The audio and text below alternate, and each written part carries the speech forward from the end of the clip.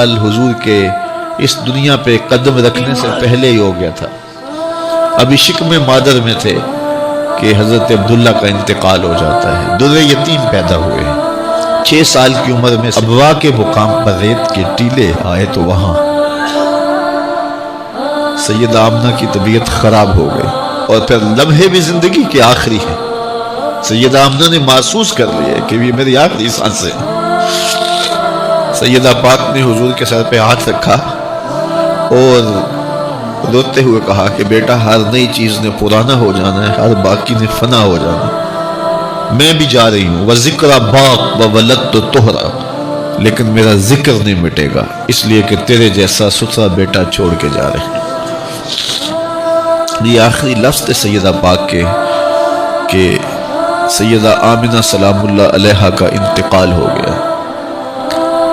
خیر، حضور ماں سے لپٹ گئے، امی آپ آگے بولتی نہیں ہیں، لیکن خاموش ہو گیا تھا چمن بولتا۔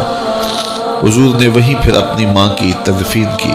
تدفین کے بعد ام ایمن کے ساتھ سواری پر بیٹھ جاتے ہیں اور چمٹ جاتے ہیں ام ایمن کے ساتھ، اور وہ جا کے حضرت عبد المطلب کے سپرد کر دیتی ہیں۔ تو حضرت عبد المطلب حضور کو آغوش میں لے کے بڑا روئے، اور ام ایمن سے کہا کہ میرے اس بیٹے کا تم نے خاص خیال رکھنا ہے۔ اور پھر انہوں نے اتنا خیال رکھا کہ میرے حضور فرمایا کرتے تھے، ام ایمن میری ماں کے بعد میری ماں ہے۔ 2 سال کے بعد حضرت عبد المطلب کا بھی انتقال ہو گیا۔ ابن حشام کے یہ لفظ سینہ چیرتے ہیں کہ جب امیر قریش کا جنازہ اٹھا تو سارا مکہ جنازے کے لیے امڑ آیا، لیکن لوگوں نے 8 سال کے ایک بچے کو دیکھا جو دیواروں سے لپٹ لپٹ کے رو رہا تھا۔ آج یہ سہارا بچھن گیا تھا۔ پھر چچا کی کفالت میں آئے۔ پھر ایک وقت آیا کہ وہ بھی اس دنیا کو چھوڑ گئے، اور اسی سال حضور کی اہلیہ کا انتقال بھی ہوا، اور اس سال کا نام عام الحزن، دکھوں کا سال رکھا۔ اہل مکہ نے جو سلوک کیا وہ کسی سے بھی مخفی نہیں ہے۔ پتھر مارے، گڑھے کھودے، کانٹے بچھائے، اجریاں ڈالی، اپنے گھروں کے کوڑے لا کے حضور کے گھر کے سامنے رکھ دیے۔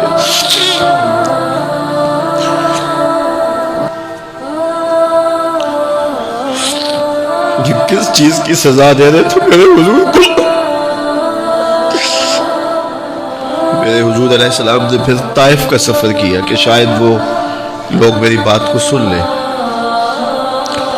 لیکن انہوں نے جو دردناک سلوک کیا وہ بھی تاریخ کا ایک انتہائی دردناک باب ہے۔ انہوں نے اوباشوں کے ہاتھوں میں پتھر دیے، اور جس راستے میں میرے حضور نے گزرنا تھا ان کو اس راستے پہ کھڑا کر دیا اور کہا ان پہ سنگ زنی کرو، اور وہ آقا کریم پہ پتھر مارتے، حضور کے پاؤں پہ پتھر مارتے۔ آقا کریم علیہ السلام پاؤں اٹھاتے تو وہ دوسرے پاؤں پہ مارتے، پھر حضور شدت درد سے بیٹھ جاتے تو ان کے 2 گھنٹے دائیں بائیں سے آگے بڑھتے اور حضور کو کندھوں سے پکڑ کے اٹھاتے، پھر سنگ باری کرتے۔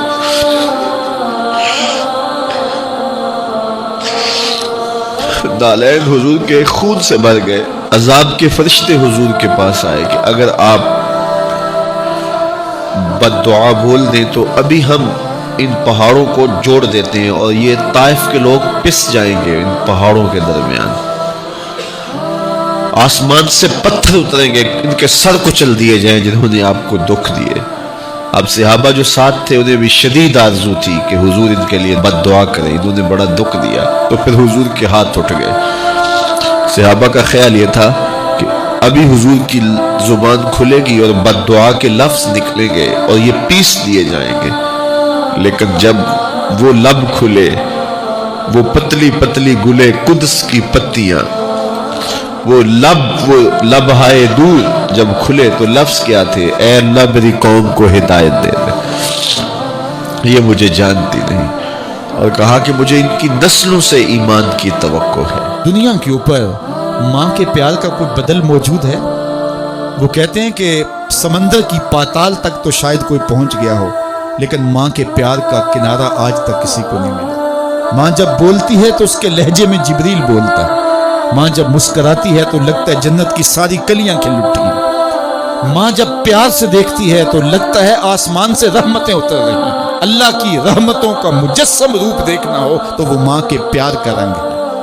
औलाद के लिए उसके सीने में धड़कता हुआ दिल और मोहब्बतों का आबाद जहान। एक शायर हुआ ताबिश, उसने तो कयामत ढा दी ना कि एक मुद्दत से मेरी माँ नहीं सोई ताबिश, मैंने एक बार कहा था मुझे डर लगता है। ये माँ के प्यार का रूप है। मुझे बताइए, माँ औलाद से इतना प्यार क्यों करती है? दुख झील लेती है, औलाद का पेट पालने के लिए किसी के गंदे बर्तन भी मांजने पड़े तो माँ इससे भी गुरेज नहीं करती। शहर में आकर पढ़ने वालों भूल गए हो किसकी माँ ने कितना जेवर बेचा है। माएँ औलाद के लिए कितने दुख झीलती हैं, कितनी तकलीफें झीलती हैं। उनका नूरे नजर जब कामयाब होकर के आता तो वो चेहरे की बलाएं लेती हैं, फूले नहीं समाती। माँ को, बाप को औलाद से इतना प्यार क्यों है? तो आप एक ही जवाब देंगे, इसलिए कि माँ ने औलाद को जन्म दिया है। जिस माँ ने जन्म दिया है वो इतना प्यार करती है तो जिस रब ने खलक किया है वो कितना प्यार करता है। जन्म देने वाली का प्यार किसी तराजू पे नहीं तोला जा सकता, तो जिसने खलक किया उसके प्यार का आलम क्या है? तो वो खुद पुकार के कहता है, अल्लाह जी खालका का, क्यों मुझसे भाग रहा है, मैं तेरा खालिक लगता हूँ। माँ को छोड़ के बच्चा भागे ना तो माँ कहते, पुत्र इतनी ठंडी छांव कहीं नहीं मिलेगी, आजा पलट के, जमाने की ठोकरें तुझे मार देंगी, आजा जमाने की धूप तुझे जला देगी। मालिक भी कहता है, ओ भागने वाले आजा पलट के, मैं तेरा रब लगता हूँ, मैं तेरा खालिक लगता हूँ, आजा पलट के। अल्लाह जी खालका का फसव्वा का फादलक फी अय्यि सूरत मा शाअ रक्कबक, तुझे सूरत दी, तुझे चमकती आंखें दी, तुझे रोशन चेहरा दिया, तुझे बोलने वाली जुबान दी, तुझे सुनने वाले कान दिए, तुझे क्या कुछ नहीं दिया और उसी का दर छोड़ के भाग रहा है। आजा शैतान के हत्थे चढ़ गया, शैतान तुझे जहन्नम के गड़े में फेंकेगा जाके, आजा पलट के, मैंने तेरे लिए जन्नत बना के रखी है। जन्नत में बाग हैं, वहाँ दूध की नहरें हैं, शराब मुसफ़ा की नहरें हैं, वहाँ तेरे लिए बड़ा कुछ है। लेकिन तुझे बताऊं, वहाँ मोहम्मद अरबी के डेरे भी होंगे।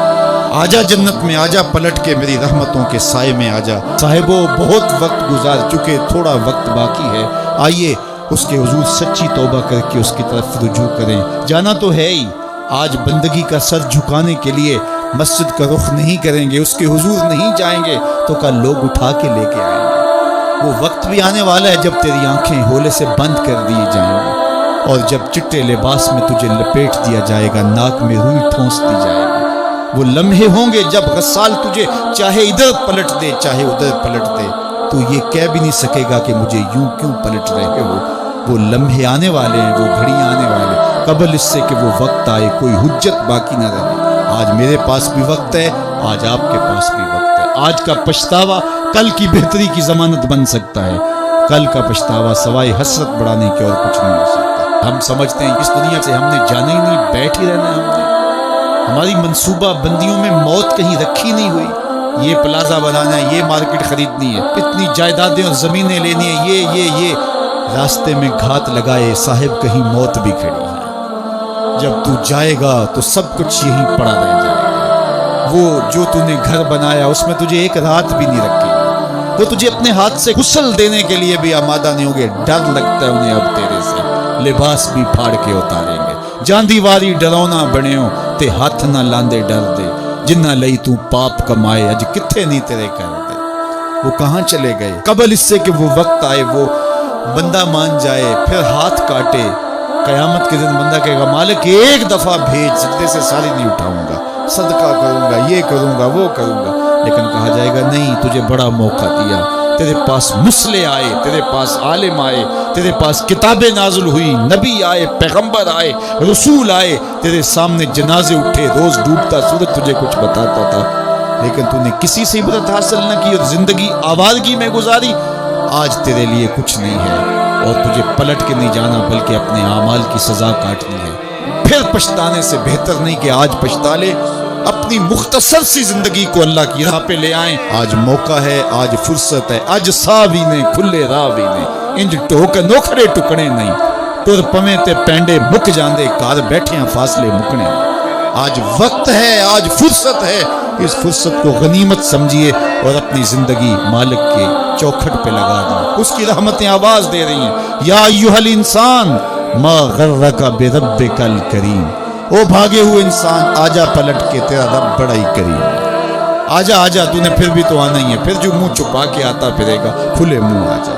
फिर लोग जो उठा के ले आएंगे, अपने कदमों से चल के आजा। उसकी रहमतें तेरे ऊपर बरसना चाहती,